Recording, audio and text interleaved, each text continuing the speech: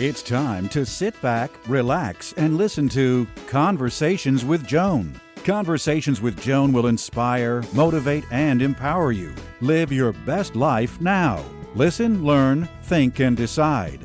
And now, here's your host, Joan Herman.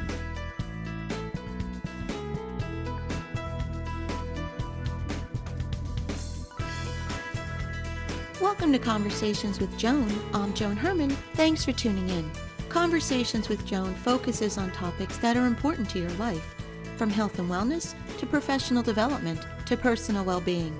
Changemakers join me to share their insights, tips, and strategies so you can thrive and live your best life now. Thank you for taking time for yourself, and thank you for letting us be a part of your life. Now, let's start talking. In April 1942, Lale Sokolov was forcibly transported to the concentration camps at Auschwitz. When his captors discovered that he spoke several languages, he was put to work as a tattooist, tasked with permanently marking his fellow prisoners. Imprisoned for over 2.5 years, Lale witnessed horrific atrocities, but he also witnessed incredible acts of bravery and compassion. Risking his own life, he used his privileged position to exchange jewels and money from murdered Jews for food to keep his fellow prisoners alive. Joining us today is Heather Morris, the writer that Lale chose to tell the story. Heather is the author of The Tattooist of Auschwitz. Welcome, Heather. Thanks for joining us.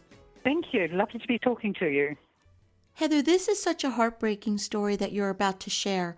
You wrote about things that no human being should ever have to experience. When did you first meet Lale, and how did you come to be involved with the writing of this book? First of all, it was a screenplay for about 12 years, because I had been studying how to write screenplays. Mm-hmm. Then I chose to have a cup of coffee with a friend of mine at the beginning of December 2003. And while having a cup of coffee, she casually said to me, "I have a friend whose mother has just died, and his father has asked him to find somebody he can tell a story to. That person couldn't be Jewish." And she knew I wasn't Jewish, and so she asked me, would I like to meet him? And I said yes, not knowing what it was I was going to hear. So Heather, tell us about Lale. What was he like? When I first met him, his wife Gita, the love of his life for over 60 years, had just died. He was grief-stricken. He wouldn't lift his eyes above the floor. And for several weeks when I visited him 2 to 3 times a week, he just was telling me rambling stories with no connections, always about the love story, this beautiful girl that he had married. And I started to get to the point, well, are we going to get anything out of this other than a lovely love story? And then one day he said to me, "Did you know I was the Tattooist?" And I had to say no, because I didn't know what the Tattooist was. Mm-hmm. And then he explained it to me. And I went, oh my goodness, I am sitting with living history. And so at that point, we started talking a little bit more about what it was he was doing as the Tattooist. And slowly, he stopped saying how he wanted to be with Gita. He started unburdening, and he started unraveling this amazing story of his role in Auschwitz-Birkenau. And I sat there spellbound. Heather, what was life like as a prisoner? Shocking, terrible. I can tell you that I'm actually talking to you from Krakow in Poland right now. Uh-huh. 3 hours ago, I was in Auschwitz, walking around where Lale had been. There is nothing good about that place, nothing. Now, his life as a prisoner was a little bit easier than for many, many others. He was a privileged prisoner because of the role he had, and while he was doing that job well, then he would be kept doing the job. Now, what being privileged meant to him was it gave him freedom of movement. That was a huge thing to have. It meant he could be in the women's camp. He could be anywhere in the men's camp. He could be anywhere in Birkenau or Auschwitz. Nobody, well, if they did challenge him, he just reminded them who he was. And it was expected he was there to do work. That enabled him to get from the young girls who were working in the buildings. They called them the Canada, where they would smuggle him jewels and money. He befriended local villagers who came into the camp to work every day. You know, that was one of the things that really struck me. There were people who came into that camp who lived outside and worked Monday to Friday, 9 to 5. A job just like that. And Lale befriended them. And for a 2-carat diamond, they would bring him a loaf of bread and some sausage the next day. And for some American dollars, and he said he had them, they would then come back with maybe some chocolate. And he distributed that around the camp. So that was his role when he wasn't working, was running a black market. And he did it very well until he got caught. And he was taken to the penal unit and kept there for 6 weeks. And I have the document outlining him being taken there and being beaten. We do not know why he got returned back to Birkenau and wasn't taken like so many men in the penal unit were and just shot. He was the cat with 9 lives. What was his job? You kept saying his work. What was he responsible for doing? Every day, day and night, transports of Jewish people from all around Europe were coming into Birkenau. It was being constructed. At one point, I was told they had over 90,000 people living there. Now, as more came in, they just killed the others. He would stand with either the SS or a medical person as those trains and those trucks are unloaded. And as they walked past the person doing the selection, with a flick of a wrist, they either went to the left or to the right. Go to the left, come to Lale. He actually called them the lucky ones. He got to number them. And as far as he was concerned, that meant they would see the sun come up tomorrow, and maybe the next day, and maybe the next week. By being numbered, by being tattooed, you stood a chance. If that wrist flicked you to the right, then you were taken immediately to die. So that was his role, standing there beside those and watching thousands of people every day being sent to the right and to their death. How do you think the experiences that you just shared shaped him into the man that he was? I mean, what you just described is something that no human being should ever have to witness. No, and look, the terrible thing, and it was reminded by a guide this morning in Auschwitz, that all the dirty work in those camps was carried out by prisoners. The SS just walked around with their weapons and threatened them or shot them and guarded them. They did none of the dirty work. How did it shape him? He saw dying men sacrificing themselves so others could live.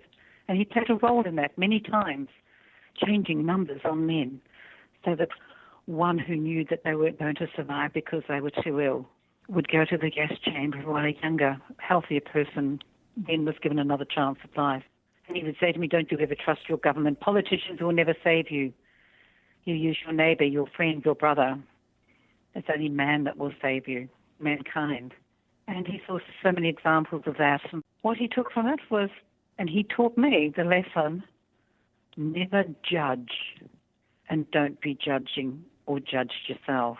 And to him, if you woke up in the morning, it was a good day, and you owed it to yourself and anyone around you to try and do something each day. And he lived his entire life like that, If he didn't go out during the day, and I would pop in and see him, and I'd say, did you go out? And he said, no, I never did, so come for a walk with me. And I'd go for a walk with him and his 2 dogs, and he would find a stranger to smile at. And then he'd say, no, we can go home. I've done something. He understood the importance of being grateful. Yeah, absolutely. Yeah, the whole notion of being lucky is something that he and every Holocaust survivor I ever met said that's what they were. We were lucky. We had the wrist flicked to the left, or we got given some extra rations just when we thought that we couldn't go on another day, or we met somebody and they held me and they cuddled me and they told me it'll be all right. And so they went on another day. Luck. That's what they called it. And it shows you that even in the darkest moments, there can be love, there can be light. Mm-hmm.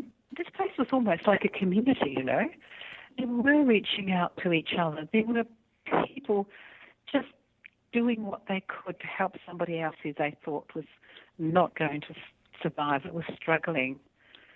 He saw that every day.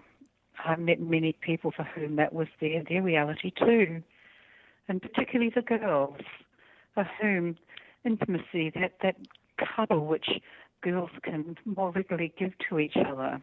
And speaking to not only Gita or listening to her tape, but one of her friends whose still alive in Sydney, and whose 95th birthday I'll go to in a few weeks' time.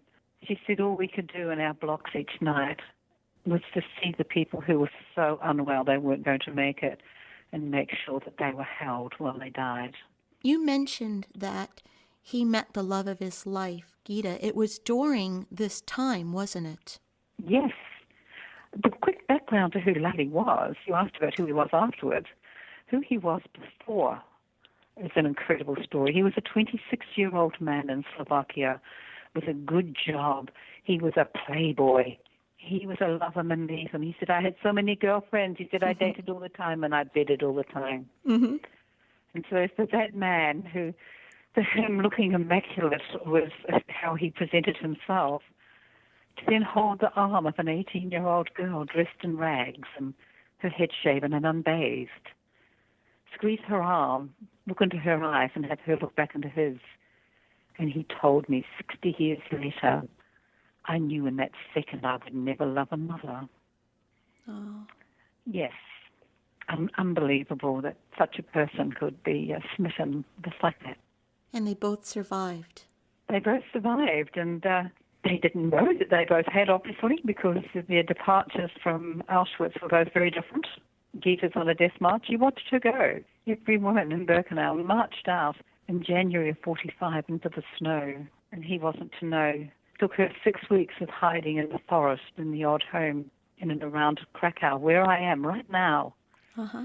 I can't drive past forests here and look into them and wonder, is that where you were, Gita? Is that where you ran? But she did.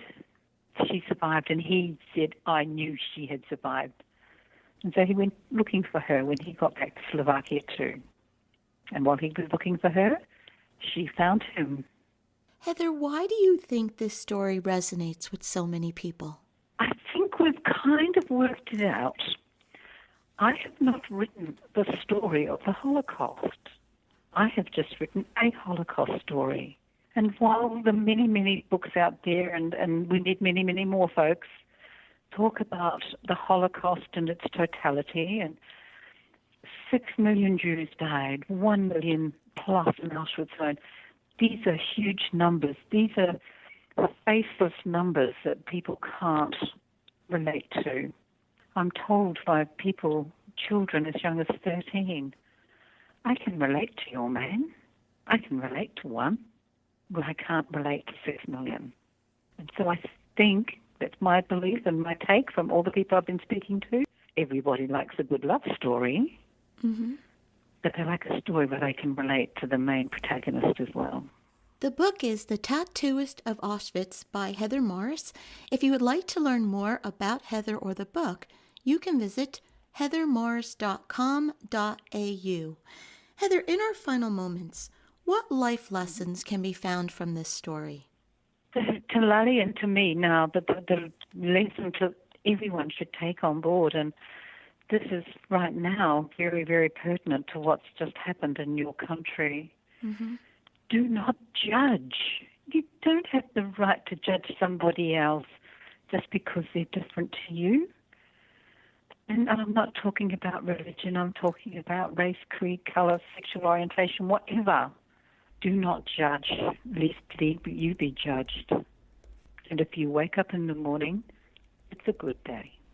Heather, thank you so much for being here and for sharing this story. Mm-hmm. As you said, when you sat with him, you were sitting with history, and now I feel like I've been part of something extremely important. It's a universal story, and more than ever today, we shouldn't judge. We need to unify, and we need to love one another and be part of a community.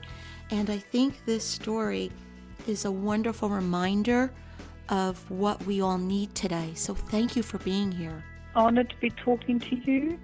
And look, what you do in reaching out to the people in your community, that to me is just so humbling to be speaking to somebody like yourself. This is Conversations with Joan. Stay with us. We'll be right back.